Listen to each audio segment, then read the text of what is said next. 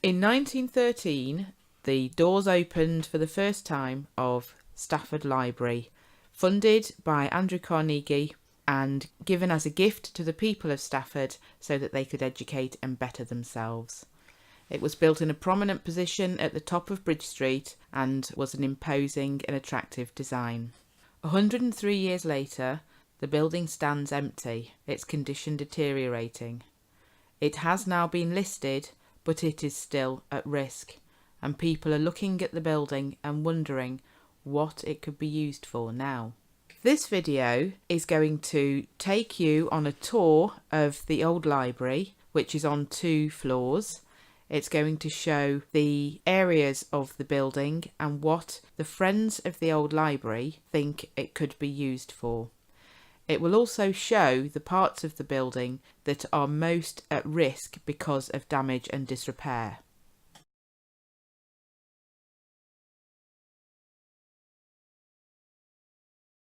Because of the size of the room, the Friends of the Old Library believe that it would be perfect for a community meeting space for all sorts of groups of people from Stafford to meet up in.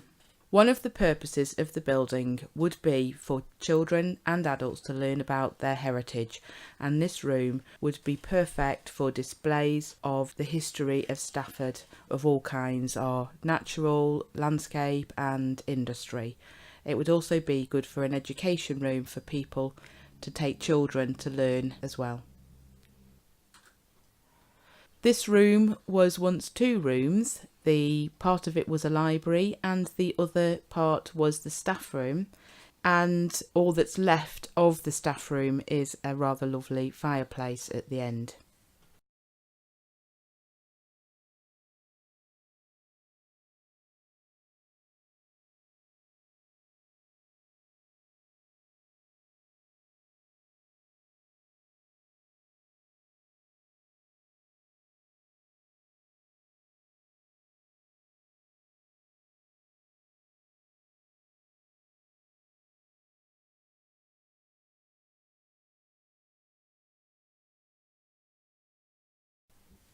The first of the 3 sets of steps in the building was built in 1913 and has the same lattice work designs, geometric designs that are repeated throughout the building. The windows here you can see show a St Andrew's flag and a Union Jack. As we know, Andrew Carnegie was from Scotland, so that's quite a nice touch. At the top of the stairs, the first room we come to is the children's room, or was, and when we go inside we see not only are we struck by the amount of light that comes flooding in, because the whole of the upstairs of the library has got window lights in the ceiling, but also we can see that at the end of the room there is a theatre, a small stage and a set of steps going up the side. What one is also struck by as they go into the room is the smell of dry rot, and there's a huge great big black exploded dry rot in the corner, and all around this room there is orange powder which is actually dry rot spores. There's also lines along the walls where the dry rot has travelled through the plasterwork and brickwork to find other areas of the building, and it has reached out right across the buildings. There's a lot of dry rot in here. The Friends of the Old Library think that once restored and repaired, this room would be perfect as a little theatre for smaller performance groups or bands, or a cinema that would be affordable and open to the public. Behind the stage, if you go through the door, you find a room which is currently toilets, but the Friends of the Old Library think that this space should actually be converted to a changing rooms for people who wanted to perform on the stage. You can see above the theatre the original Stafford Borough coat of arms, and below that it appears that there is a wall taking up half the stage. In fact, that's just a partition wall, and that could be very easily taken out so that the whole stage would be opened up to the auditorium. The reason that the old library has got 2 floors is because of a man called Clement Wragg. He had a very famous collection of ethnographic items which at the time was stored in the Shire Hall. The Shire Hall could no longer store the museum collection, and so it was moved to the library, and this space here was where it was kept. As you can see, this space is absolutely riddled with damp and covered in mould. Above it, the roof is a pool of water, and later on in the video we'll see how flat the roof is and how much it stores water and why the building is in such a state of disrepair.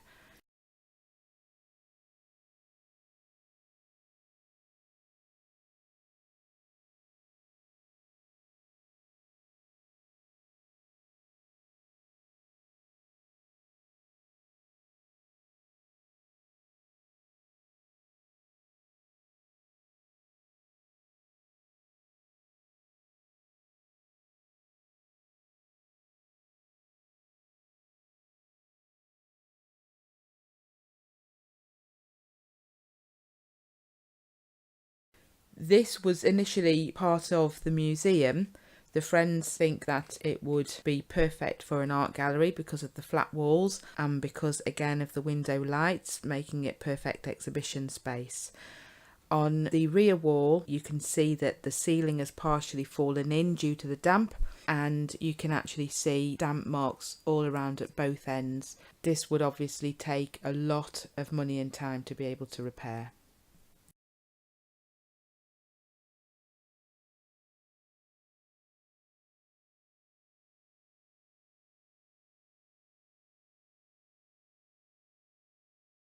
Here's an example of work that was started by previous developers and a failed project. The reason that this wasn't continued is because of the amount of damp that was coming through from upstairs. But you can also see how the space could very, very usefully be broken up into smaller workshop spaces. Again, this room has been very much affected by damp. There are lots of dehumidifiers throughout the upstairs of the building where the previous developers had tried to get the damp under control and failed before the project was given up. When you walk into this room, the smell of damp really hits you and you can see the damage around the ceilings and the top of the walls. It's very, very cold, but it's a very large room and would be perfect as a facility space for things like arts and health activities. Yoga, Tai Chi, arts therapies could all go on in this space.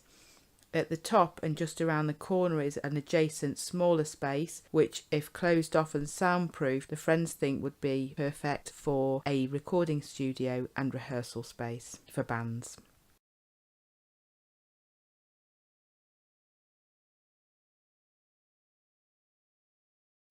Now we're going onto the roof and just one of the areas where water gets in and manages to get through the roof because the roofing felt is largely rotten. It's going to cost a lot of money to replace this, but you can see that if it was replaced and repaired, the roof would be yet another space that could be open to the public as a rooftop garden or a performance area.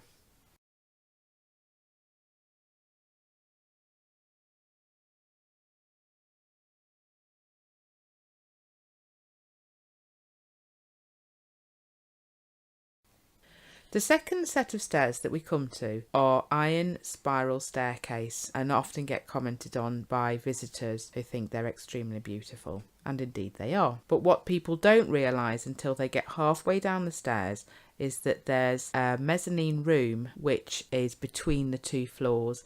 It's a small room and it's got very old bookcases, and we know from people who used to work in the library that it was used to store newspapers.